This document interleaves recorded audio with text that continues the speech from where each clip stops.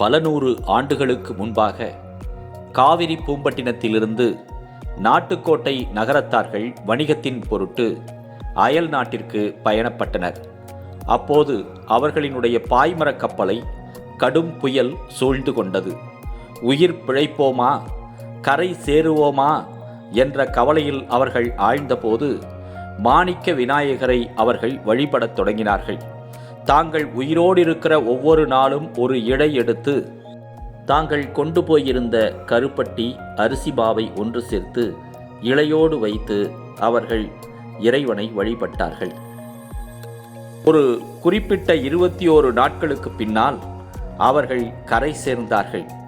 மாணிக்க விநாயகர் அருளினால் அவர்கள் காப்பாற்றப்பட்டார்கள். இவ்வாறு விநாயகர் அருளை போற்றும் வகையிலே பிள்ளையார் நோன்பு ஒவ்வொரு ஆண்டும் கொண்டாடப்படுகிறது.